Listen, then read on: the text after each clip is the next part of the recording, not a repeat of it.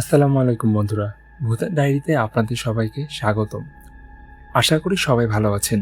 আপনাদের সাথে গল্প পাঠে বরাবরের মতোই আছি আমি তাফসির উদ্দিন। আজকের পর্বে আমরা এমন একটি দালানের গল্প শুনতে যাচ্ছি যা তৈরি করতে খরচ হয়েছিল প্রায় ৯৮ লাখ টাকা। কিন্তু সেই দালানের মাটির নিচে লুকিয়ে ছিল ১২০টি কুফরি তাবিজ এবং এক ভণ্ড হুজুরের পরামর্শে দেওয়া ১২০টি মুরগির তাজা রক্ত, যার কারণে পুরো বাড়িটি একসময় রূপ নেয় এক অভিশপ্ত শ্মশান ঘাটের রাজত্বে, যেখানে নিচতলার ঘরে মাঝরাতে দেখা মেলে কাক আর কুকুরের মিশ্রিত চেহারার এক সাদা কাপড় পরা অদ্ভুত প্রাণীর। বন্ধুরা, আজকের এই হারহিম করা ঘটনার মতো আপনাদের জীবনেও কি এমন কোনো সত্য ভয়ঙ্কর গল্প আছে? আপনারা কি কখনো মুখোমুখি হয়েছেন কোনো অলৌকিক অভিজ্ঞতার? যদি হয়ে থাকেন তবে আপনারা সেই গল্পটি কিন্তু আমাদের কাছে লিখে পাঠাতে পারেন। গল্প পাঠানোর নিয়ম এখন আগের থেকে অনেক সহজ।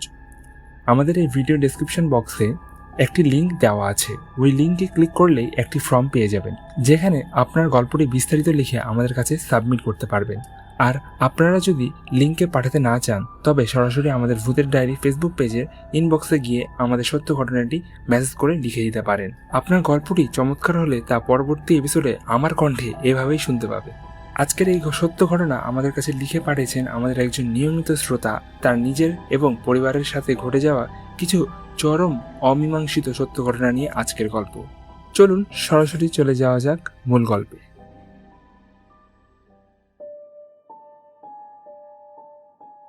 গল্পটি যেভাবে লেখা আছে আমি সেভাবে পড়ার চেষ্টা করছি। তখন আমি তৃতীয় শ্রেণীতে পড়ি। সময় ছিল ২০২০ সালের জুন বা জুলাই মাস। চারিদিকে তখন করোনার প্রকোপ চলছে। প্রতিবার গ্রীষ্মকালে আমার চুল কেটে ফেলা হয়, কিন্তু করোনার কারণে তখন সব দোকানপাট বন্ধ থাকায় বাসাতেই আমার চুল কাটার সিদ্ধান্ত নেওয়া হয়। সেই অনুযায়ী বাসাতেই আমার চুল কেটে ফেলা হলো। কিন্তু এই চুল কাটার পর থেকে আমার জীবনে এক অদ্ভুত বিপর্যয় নেমে আসে। চুল কাটার পর থেকে আমি হুট করে এক ধরনের গভীর ঘোরের মধ্যে চলে যাই। আমি কখন কি করতাম, কি বলতাম তার কোনো জ্ঞান বা হুঁশ আমার থাকতো না। বলতে গেলে আমি পুরোপুরি বোবার মতো একদম চুপ হয়ে গিয়েছিলাম। আমার এই অবস্থা দেখে আব্বু ভীষণ ভয় পেয়ে যান। তিনি আমাকে এক হুজুরের কাছে নিয়ে যান। হুজুর সব ঘটনা শোনার পর আমাদের অবস্থা বুঝে আরও কিছু বড় হুজুরের সন্ধান দেন। এভাবে বেশ কিছুদিন সময় চলে যায়, কিন্তু আমার অবস্থার কোনো উন্নতি হচ্ছিল না। পরে এক হুজুরের পরামর্শে আব্বু আমাকে আমাদের গ্রামের সবচেয়ে বড় এবং ভালো হুজুরের কাছে নিয়ে যান। তিনি সব কথা মন দিয়ে শুনলেন এবং আমার উপর ইসলামিক চিকিৎসা শুরু করলেন। প্রায় ১৫ দিন ধরে আমার উপর সেই ইসলামিক চিকিৎসা চলতে থাকে। প্রতিদিন শহরে থেকে গ্রামে আসা যাওয়া করতে করতে আমার আব্বু এক পর্যায়ে খুব ক্লান্ত হয়ে পড়েন। পরে এই দায়িত্ব আমার আম্মু এবং মামা নিজেদের কাঁধে নেন। চিকিৎসা শেষ হওয়ার পর হুজুর আমার আব্বু, আম্মু এবং মামাকে ডেকে যা বললেন তা শোনার জন্য আমাদের পরিবারের কেউ আসলে প্রস্তুত ছিল না। হুজুর খুব গভীর গলায় জিজ্ঞেস করলেন, আপনাদের পাশের পাশে একটি মন্দির আছে, তাই না? হুজুরের মুখে এই কথা শুনে সবাই চমকে উঠলেন। হুজুর এক দীর্ঘ নিঃশ্বাস ফেলে বললেন, আপনারা যেখানে এখন নতুন বাড়ি নির্মাণ করছেন তার বহু বছর আগে ওই পুরো জায়গাটি হিন্দুদের শ্মশান ঘাট ছিল। এরপর হুজুর আরো বড় একটা ইতিহাস বলছিলেন, যার পুরোটা আজ আমার মনে নেই। তবে এই কথা শোনার পর আমার আব্বু আম্মু আমাকে কঠোরভাবে নিষেধ করে দেন যেন আমি এই শ্মশান ঘাটের বিষয়টা কখনো কাউকে না বলি। গ্রামের সেই চিকিৎসা শেষ করে আমরা যখন নিজেদের বাড়িতে ফিরে এলাম, আল্লাহর রহমতে আমি ধীরে ধীরে পুরোপুরি সুস্থ হয়ে উঠলাম। এরপর আব্বু আম্মু এ বিষয়টা আমাদের দাদু, বড় আব্বু আর বড় আম্মুর সাথে আলোচনা করেন। প্রথমে সবাই ভীষণ মন খারাপ করলেও পরে পরিস্থিতি মেনে নিতে বাধ্য হন। কারণ আমরা যে বাড়িতে এখন থাকি সেই বিশাল দালানটি নির্মাণ করতে তখন প্রায় ৯৮ লাখ টাকা খরচ হয়েছিল। আর এই টাকা ছিল আমার দাদু, বড় আব্বু এবং আমার আব্বুর বহু বছরের কষ্টের উপার্জন। তাই বাড়ি ছেড়ে দেওয়াও সম্ভব ছিল না। এই ঘটনার পর প্রায় ৬ থেকে ৭ বছর কেটে গেছে। এখন আমি নবম শ্রেণীতে পড়ি। হাই স্কুলের পড়াশোনার চাপ থাকায় প্রায় আমাকে গভীর রাত পর্যন্ত জেগে পড়তে হয়। একদিন গভীর রাতে যখন চারিদিক নিঝুম, আমি পড়ার টেবিলে বসে আছি, হঠাৎ আমি একটা ছোট বাচ্চার অদ্ভুত কান্নার শব্দ শুনতে পেলাম। সেই কান্না সাধারণ কোনো কান্না ছিল না। পরে জেনেছি শুধু আমি নই, আমাদের আশেপাশের আরো অনেকেই গভীর রাতে সেই বাচ্চার কান্নার শব্দ শুনতে পায়। ঠিক এর কিছুদিন পর আমার জেঠাতো বোন একদিন হঠাৎ করে কোনো কারণ ছাড়া অজ্ঞান হয়ে মাটিতে পড়ে যায়। আমরা সবাই আতঙ্কে তাকে তাড়াতাড়ি পাশের একটি সরকারি হাসপাতালে নিয়ে ভর্তি করি। হাসপাতালে নেওয়ার কিছুক্ষণ পর তাকে অক্সিজেন দেওয়া হয়, আর প্রায় 3 ঘন্টা পর স্যালাইন চালু করা হয়। কিন্তু ডাক্তারের সব চেষ্টা সত্ত্বেও প্রায় 18 থেকে 19 ঘন্টা পর তার জ্ঞান ফিরে আসে। জ্ঞান ফেরার পর প্রথম কয়েকদিন সে ভীষণ দুর্বল ছিল। ডাক্তাররা অনেক পরীক্ষা নিরীক্ষা করলেন, কিন্তু আশ্চর্যের বিষয়, সব রিপোর্ট একদম নর্মাল বা স্বাভাবিক ছিল। কোনো রোগী ধরা পড়ল না। আমরা যেহেতু খুব ঘনিষ্ঠ বন্ধু ছিলাম এবং একে অপরের সাথে সব কথা শেয়ার করতাম, তাই একদিন সে একা পেয়ে আমাকে আসল ঘটনাটা খুলে বলল।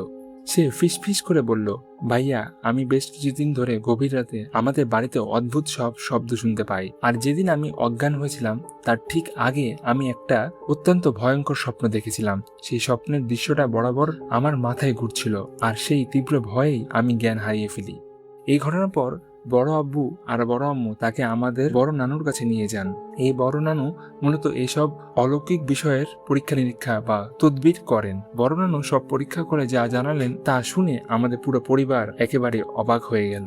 তিনি বললেন, আমার জেঠাতো বোনের উপর নাকি 2টি অত্যন্ত শক্তিশালী জিনের নজর পড়েছে। কিছু অশুভ অপশক্তি তাকে নিজেদের নিয়ন্ত্রণে নিতে চেয়েছিল। তিনি আরও একটা ভয়ঙ্কর তথ্য দিলেন। তিনি বললেন, গভীর রাতে যখন আমরা সবাই ঘুমিয়ে থাকি তখন নাকি ওই শ্মশান ঘাটের জিন ও অশুভ শক্তিগুলো আমাদের বাড়িতে এসে অবাধে অবস্থান করে। তিনি বললেন, গভীর রাতে যখন আমরা সবাই ঘুমিয়ে থাকি তখন নাকি ওই শ্মশান ঘাটের জিন ও অশুভ শক্তিগুলো আমাদের বাড়িতে এসে অবস্থান করে। সেদিন রাতে আমার জেঠাতো বোন নাকি না বুঝে তাদের চলাফেরা বা ঘুমে ব্যাঘাত ঘটিয়েছিল, তাই তারা ক্ষিপ্ত হয়ে তাকে এই আঘাতটা করে। এই ঘটনার প্রায় 6 থেকে 7 মাস পরের কথা।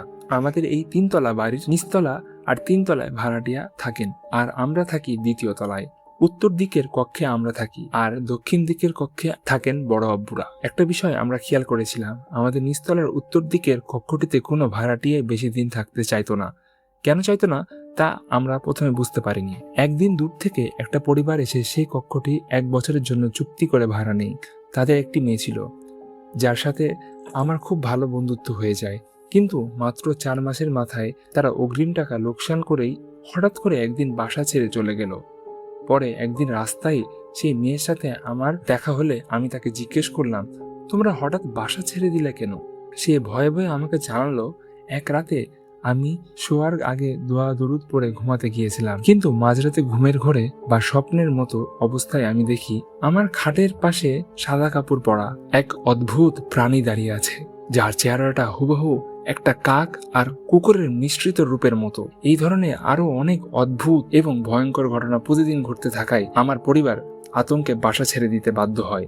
তার যাওয়ার প্রায় 3 মাস পর আমাদের এক দৃঢ় সম্পর্কের চাচা সেই নিচতলা ফ্ল্যাটটি ভাড়া নেন। প্রায় 6 মাস সবকিছু বেশ স্বাভাবিক ছিল, কিন্তু হঠাৎ একদিন চাচার তীব্র জ্বর আসে। তিনি জ্বরের ওষুধ খেয়ে রুমে একাকী ঘুমিয়েছিলেন। ঠিক তখন আধা জাগ্রত অবস্থায় তিনি দেখেন তার ঘরের কোনায় সাদা কাপড় পরা বিশাল লম্বা একটা অবয়ব দাঁড়িয়ে আছে।